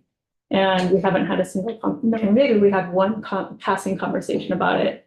So I'd like to talk about S56, which was Troy Hedrick's bill about establishing an essential medication stockpile for reproductive and gender affirming healthcare.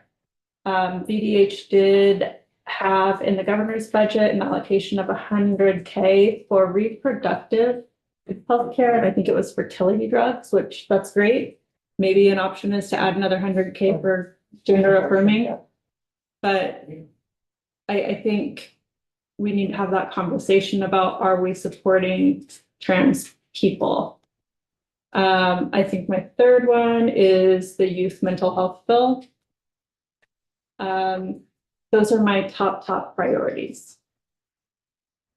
I'm gonna ask, I'd really like to ask. Can I put people on the spot? Sure. I'd like to hear from some people that we don't hear from very often. Looking at me? No problem. I would love to hear from Deb, and you don't have to put you on the spot. I'd love to hear from Alan. Okay. And Woody as well. And Well, I want to hear And then I more. wanna hear from I want to hear more of Daisy's Wendy. youth mental health. We talked about that in schools before, and I think that's probably top choice for me right now. I do take it for heart because I am a diabetic, but I'm not worried about me. I pay for it, but I do know a lot of other people that health insurance for diabetes, that's a big thing. And the other one, I tell you, it's dear to my heart because there's a lot of elderly people in Franklin County that the clinical participation in patients' end of life. So, though, other than that, I haven't had time to read all of them. I think that was maybe age 75, I think. Is it age 75? That's the one that, Don't know. Mari sponsored with, okay. And I think up home, I hear a lot about that. And it's, you're going to hear me talking about EMS and visiting nurses. We've got an elderly community up home. So other than that, I haven't really had, you guys have filled my mind up so much, bills and numbers. I take a picture of them, then I look up there's 8 more. So I think I need the weekend if there's any others, but they're all important. But I'll let you know right now, everything we do, there's good benefits from it, and there's some not so good benefits come from it. And again, I heard it right here, we're in a health crisis. So I think whatever decisions we make, they've got to be very responsible and affordable and everything else that goes along with it. So those are my priorities. And there'll be others, so I'm open. So how's that, Chair? That is fantastic. Okay, thank you. Thank you. Deb? Go with the flow. Nothing really. It's overwhelming, isn't it, that first year, Deb? Hard stuff.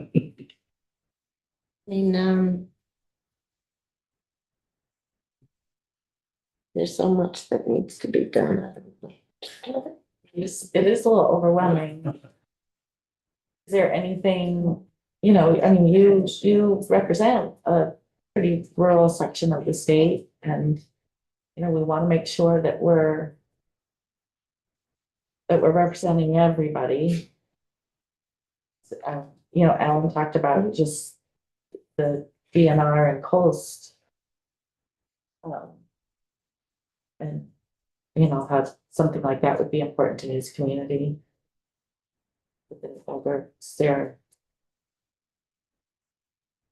I'm not gonna put you on the spot. I'm gonna let you think about it. You can come to me or anyone and share your thoughts.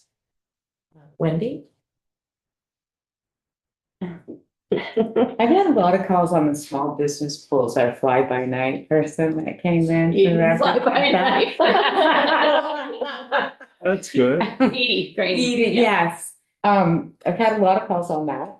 The other calls that I've gotten is on the gender affirming. And the reason that I find that it's necessary that we at least talk about this, because in light of Mark Levine speaking today and the unknowns and all of the CDC and everything else that's shutting down, I don't know what's going to happen. And if I had a transgender child, I would be deathly afraid right now. I really would be. And I just think if we could give them some sort of reassurance, I don't know what the shelf life is on these medications, but just to reach out to them and say, we got you, would be nice. So that right now, there's a gazillion others that I would love. I found Herb Olson's test or bills very intriguing too. That's all I got. Woody? Just going through some of the bills here. I'll just go through some of them. The blenderized tube feeding, I find that might be interesting to hear more on. Page 29, the psychiatric survivors with Mad Freedom Incorporated, we probably need to see that. Freestanding birth center and the doulas. I've heard in my community, and I'm not certain that they vote, but the Amish is a particular concern in the Northeast. It's a growing population, and many of them do not attend hospitals. They do their births at home, and that should be probably something to that we should encourage and look into supporting. The compact, the dental hygienist compact, be interesting to hear more about that. There may be some issues regarding our Vermont dental associations. Anyhow, fertility treatment. The gender affirming healthcare, I'd have to learn more about.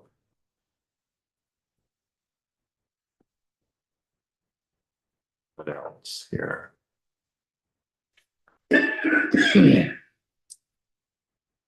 Certainly supporting the healthcare advocate.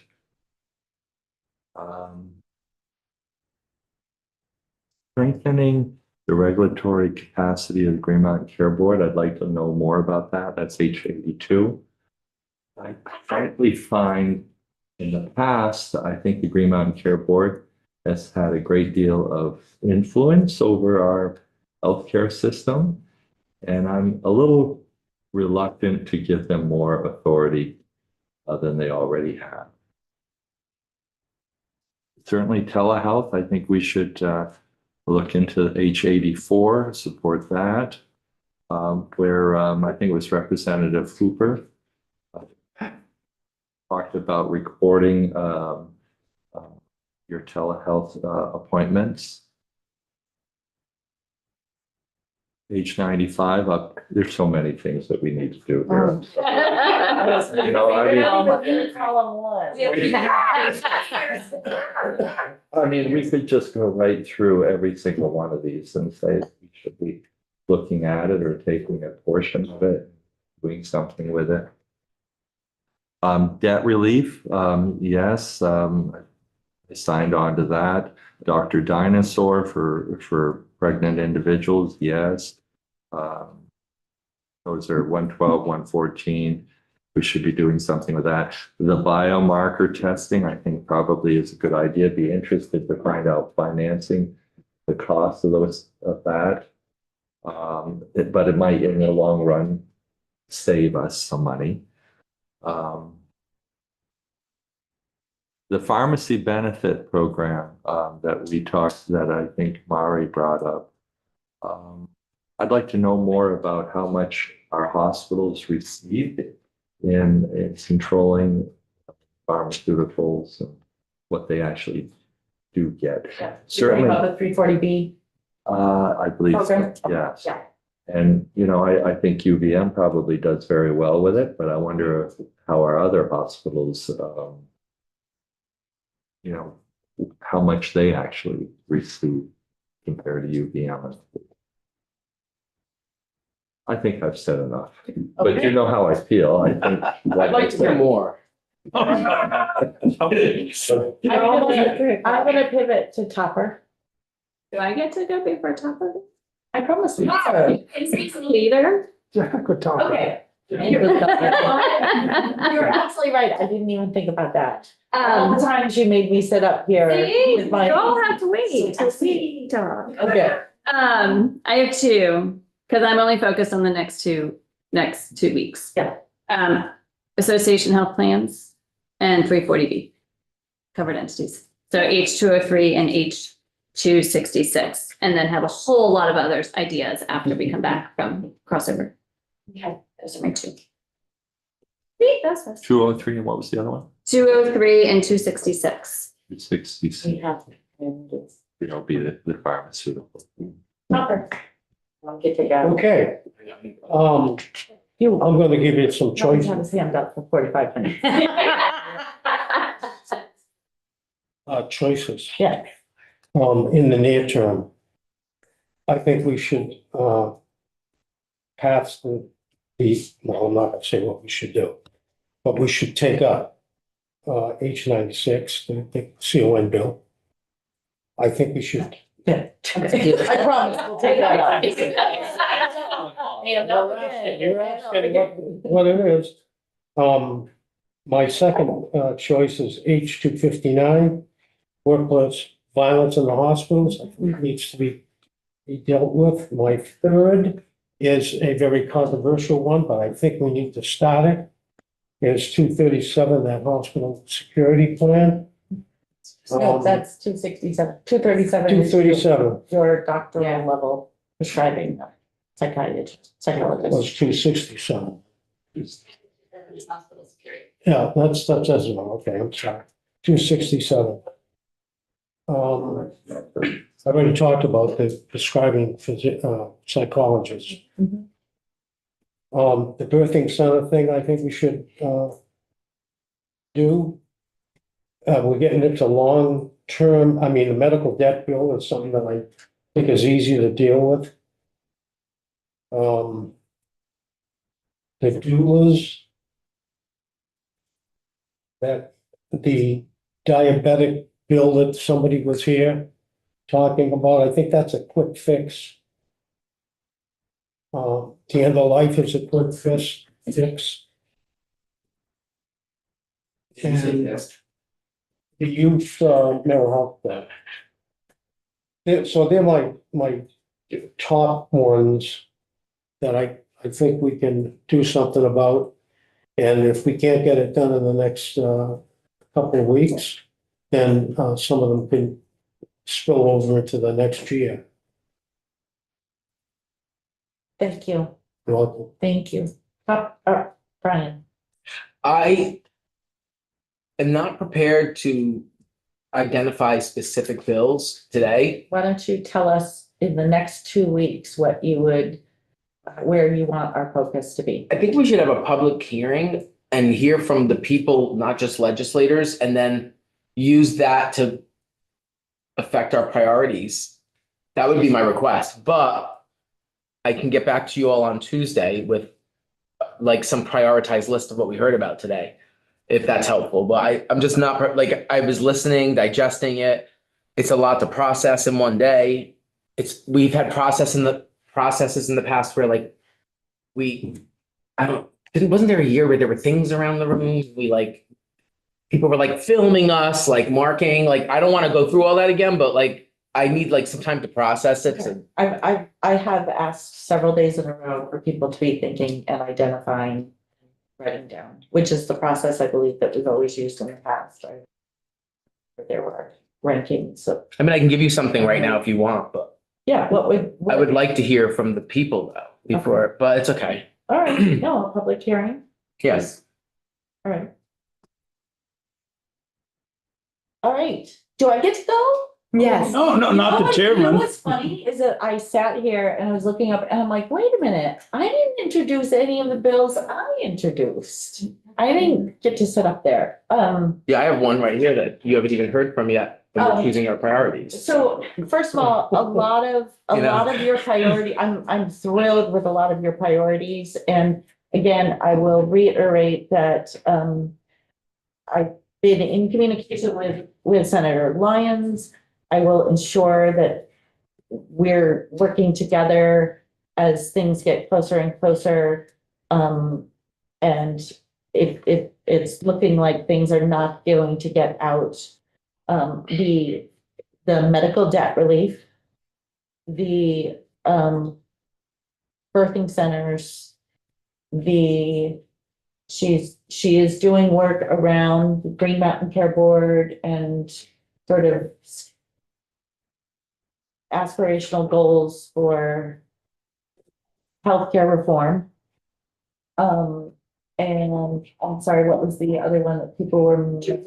Doulas are in GovOps, and then she'll have that as well.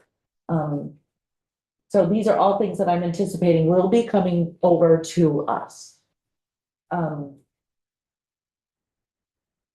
So I guess the only thing that I really wanted to say is that, and I do this every single year, I look up on that wall and there are so many good things.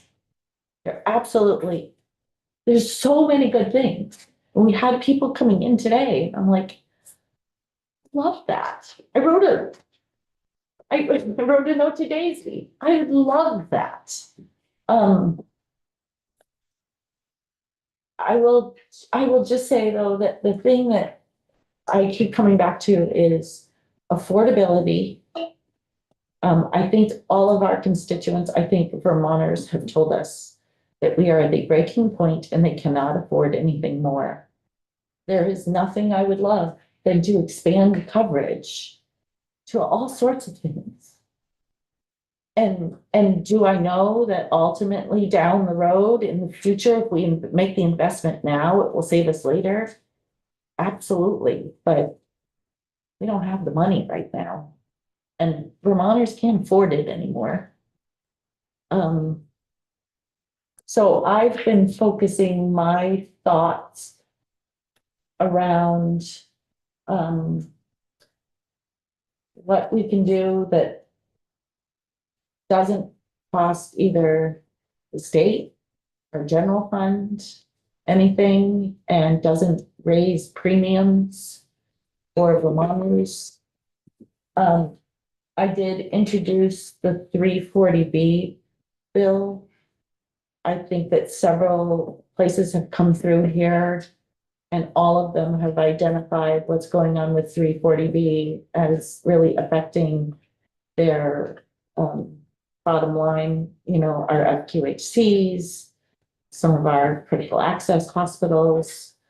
And when it comes to I don't know what's going to be in the budget. I don't know where that's going to land, but if there's not money in the budget to help them, I feel like maybe we could at least do that and that can help.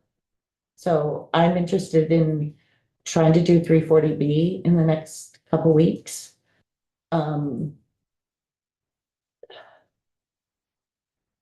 Daisy's youth mental health bill.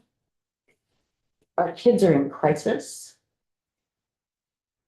And she's absolutely right in that we haven't made that a focus. Frankly, I'm not sure we've made that a focus in the last 3 years that I can remember. And I'd like to see if we can, I'd like to at least start getting up some something on.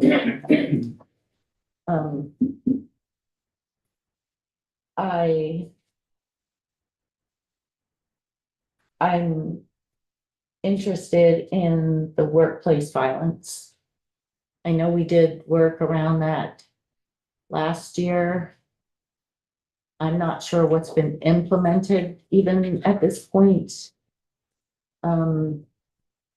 I do think that the piece around exempting hospital level security from hospital budget review, that shouldn't be included in hospital budget review.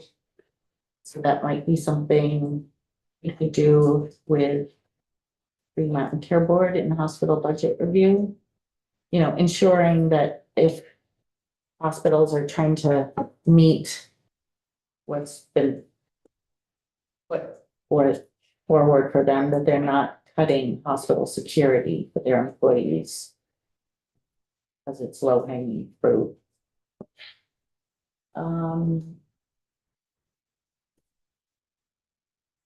I'd like to take testimony, although I don't think we can do anything this year, but I would like to take testimony around the telehealth, because when we did that history of telehealth, Jen walked us through the history of telehealth.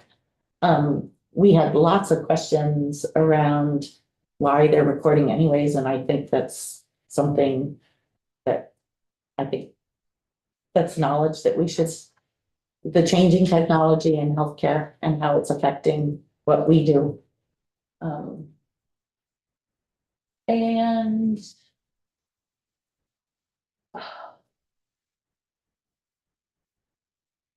other than that, I think we've done some real good work so far.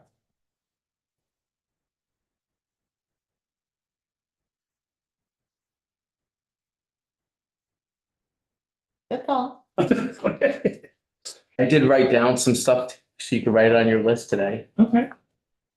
I just feel like before we have all the bills, it's hard to do this.